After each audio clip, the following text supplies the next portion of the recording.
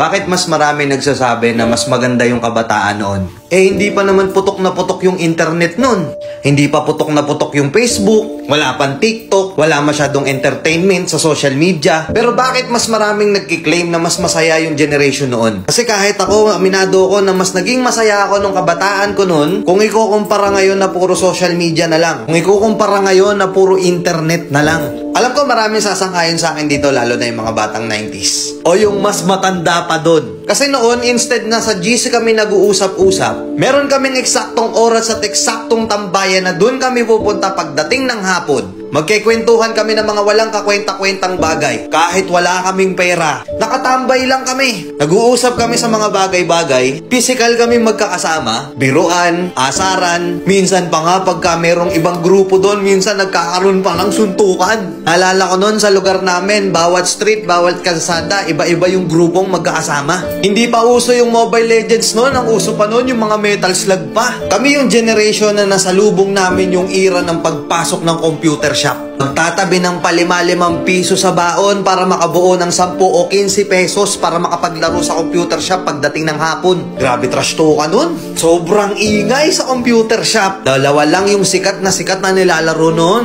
Dota tsaka Counter. Wala pang GC sa Facebook nun. Pero alam namin kung kailan yung call time namin para magkita-kita kami ng mga kaibigan namin noon. Hindi pera ang currency namin noon. Pakapalan ng text at pogs ang basehan noon para malaman kung gaano kakalakas noon. Meron ba sa inyong mga nakapaglaro na noon? May Jolen, pupunta ka sa tindahan, kukuha ka ng tansan, bubutasan mo, gagawin mong sipa. Kada dadating yung Pasko, hindi pwedeng hindi ka magpapabili ng pellet gun. Kami yung mga kabataan noon na hindi pwedeng hindi kami mawawalan ng sugat sa katawan. Sub-sub dito, sugat-sugat na tuhod, at kung ano-ano pang sakit sa katawan. Napakasaya noon kasi ang kasiyahan namin noon sobrang simple lang. Kahit wala kaming pera, basta kompleto ang tropa, okay na okay na. Yung tipong pupunta ka sa court, makikipagpustahan ka, kahit yung pusta is tubig lang, palag-palag na. Ibang klase yung tuwa at saya, lalo na nung nakikipaglaro ka pa ng luksong baka, Tom Sawyer pa. Nakakamiss, di ba? Ngayon kasi hindi na Ngayon kasi yung ibang kabataan ngayon, hindi na nila nakakanasan yun. Ang nagpapasaya na lang sa kanila, yung mapasagot nila, yung crush nila ngayon. Puro pag-ibig, masyadong nagmamadali. Nakapokus na lang sa social media, hindi na lumalabas. Siguro oo, dahil nga yun na yung kinalakihan nila, masaya na sila dun. Pero aminin man natin at hindi, sa mga nakaranas ng mga ganong klaseng kabataan noon, mas masaya, di ba?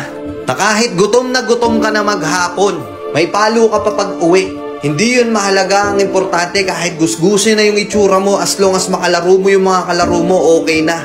Masaya ka na. Nakakamiss lang balikan. Tapos ngayon yung buhay natin, hindi na ganun kasaya. Hindi na ganun kasimple. Kaya minsan naiisip natin, sana bata na lang tayo ulit.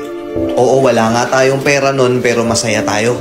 Hindi ganun kalaki at hindi ganun kabigat yung problema noon. Habang tumatanda tayo, nawawala na yung saya natin nung bata tayo.